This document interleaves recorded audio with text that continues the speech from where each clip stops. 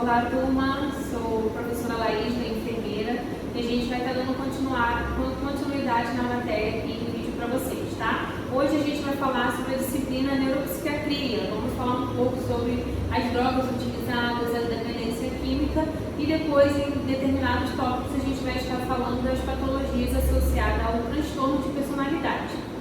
Aqui no slide, vocês acompanhando comigo em casa, a gente vai falar inicialmente da dependência química, né? Nós temos a classificação das drogas de acordo com a ação delas sobre o nosso sistema nervoso central. Então a gente tem as drogas depressoras, estimulantes e perturbadoras. Quais seriam as drogas depressoras? A gente tem o álcool, né, os sedativos, alguns tipos de benzodiazepínicos, temos também alguns opiáceos, narcóticos, inalantes e solventes. Já nos estimulantes, a gente tem as drogas de anfetaminas, cocaína, temos também drogas que é utilizada na doença de esquizofrenia. Já quanto aos perturbadores, a gente tem de origem natural, como é a mescalina, que vem do cacto mexicano. A gente tem o THC da maconha, temos também alguns tipos de perturbadores derivados de cogumelos, então eles são de origem natural. A de origem sintética, a gente tem o LSD, êxtase e anticolinéticos. Seguindo aqui, nós temos os tipos de dependência química. A gente tem a química, caracterizada por um desejo incontrolável, ou seja, a pessoa apresenta uma compulsão de consumir essa substância. Quando a gente já fala da dependência química, é uma situação em que o usuário apresenta problemas orgânicos decorrentes à falta. Ou seja, quando o paciente tem uma dependência física de determinada droga, na ausência dela, ele apresenta sinais, sintomas de tremores, sudorese, palpitação. Então, essa ausência da droga acaba causando uma alteração física no paciente, no caso. Dependência psíquica é relacionada ao desejo compulsivo de usar a droga regularmente, ou seja, pacientes com dependente do uso de crack, eles precisam continuamente estar fazendo uso dessa substância. Critérios para o uso nocivo, ou seja, abusivo da substância. O diagnóstico requer de um dano real deva ter sido causado à saúde, ou seja, pessoas que bebem socialmente não necessariamente há algum tipo de dependência química só porque ele ingere bebida alcoólica todo final de semana. Não. Esse dano deve ser feito, deve acontecer na realidade do paciente. Ele precisa apresentar alguma alteração relacionada a essa ausência que ele não tem usado naquele momento uma bebida ou uma droga. Aí vocês conseguem acompanhar uma pirâmide, né, onde a gente fala da dependência, do abuso e do consumo de baixo risco. Ou seja, na dependência o paciente tem diversas áreas de sua vida atingidas, né? Isso dificulta na parte de trabalho, familiar e psicológico individualmente também. Quando a gente fala de abuso, né, o uso abusivo, ele tem problemas quando consome. Tem pessoas que ficam muito agressivas, muito depressivas, então cada organismo responde de uma forma.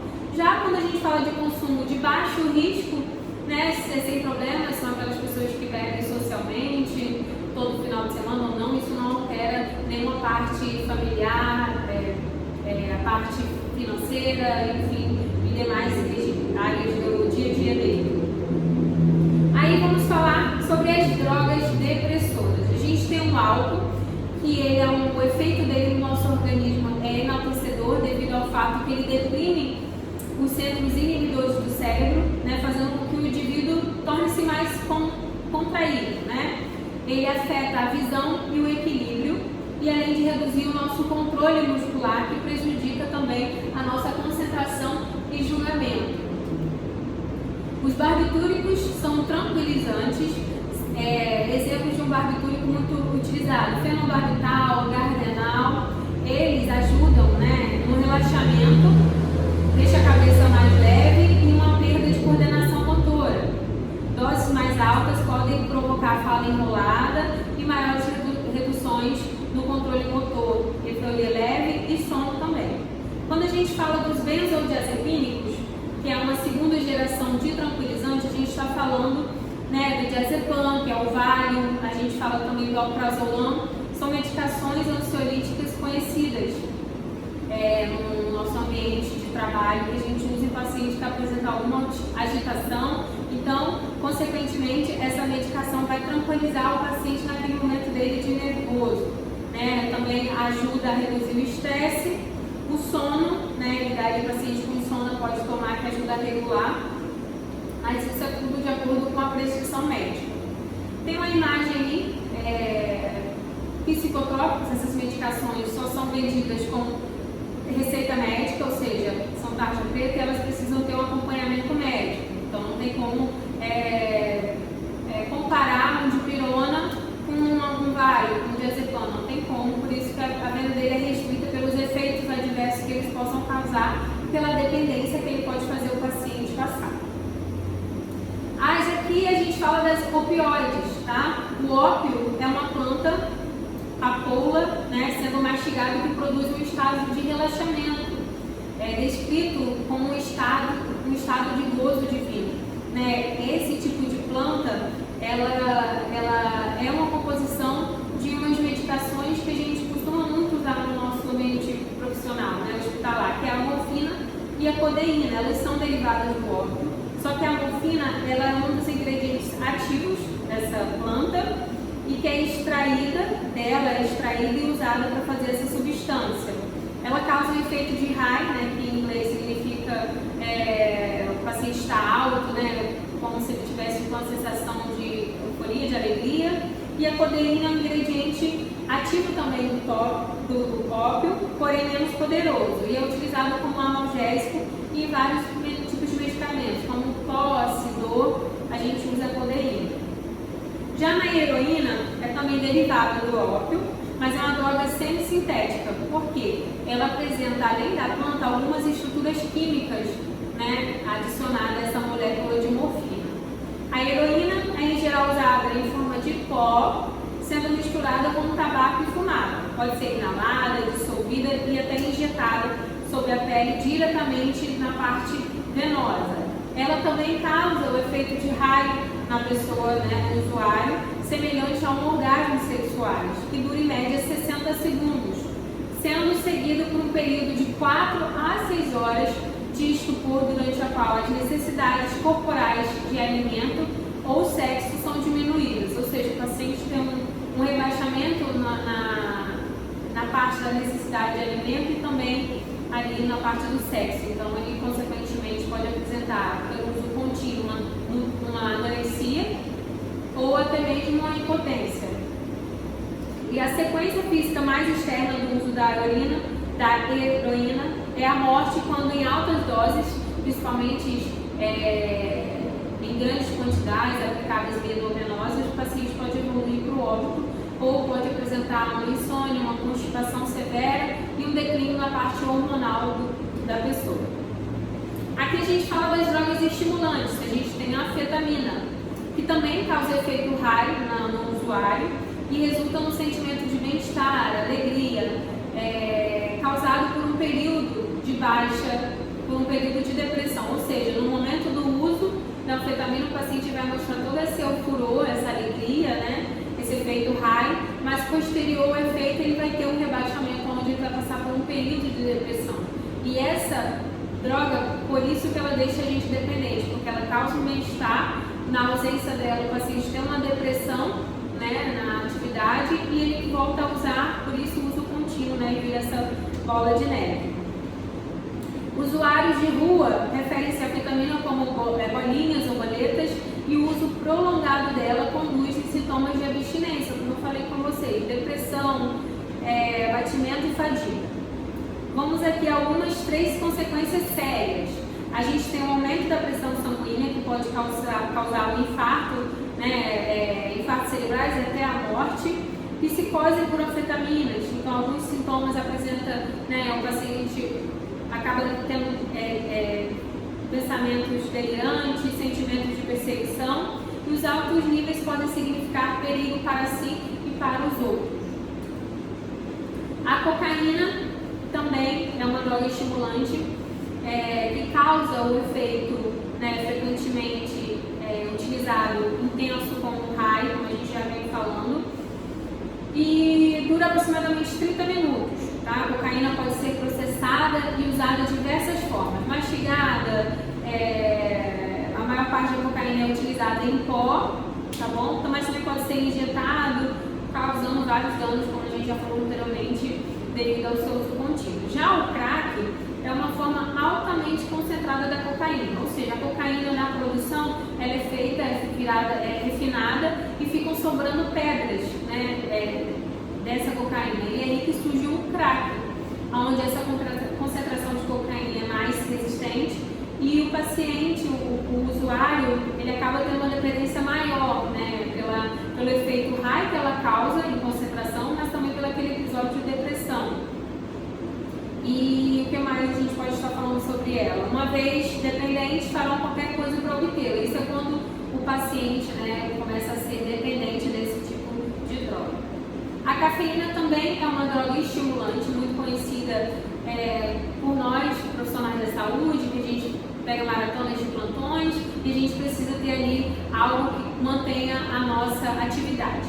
Ela é encontrada no café, no chá e também acrescenta em algumas refrigerantes e drogas vendidas sem receita.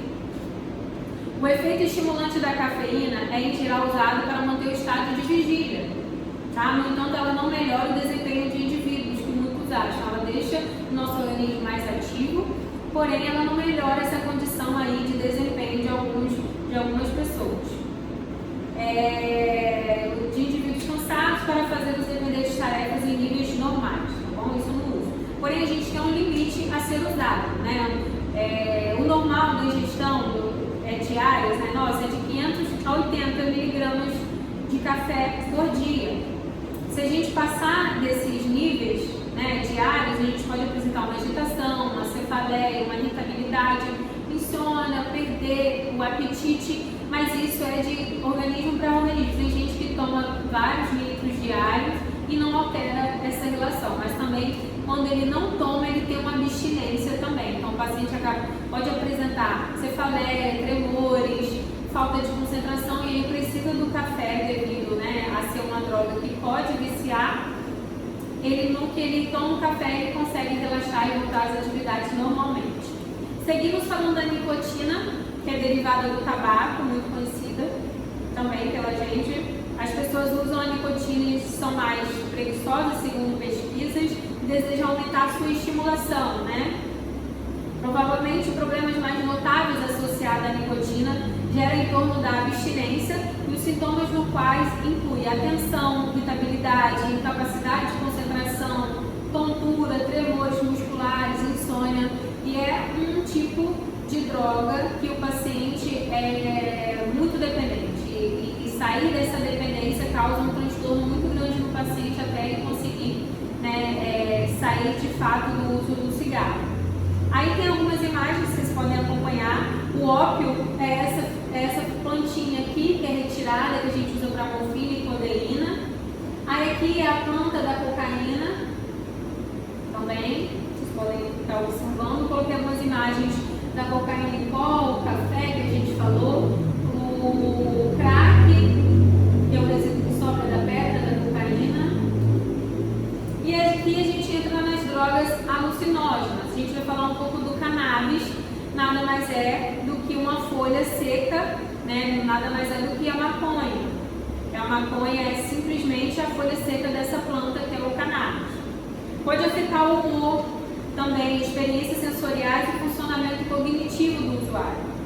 Há seu prós e contras, né? Que a gente vai debater isso na plataforma sobre os efeitos positivos no humor, em alguns tipos de tratamentos oncológicos, onde ela causa no paciente a vontade, né, de alimentação, então acaba fazendo com que o paciente se alimente com qualidade, já que ele apresenta o emagrecimento no tratamento.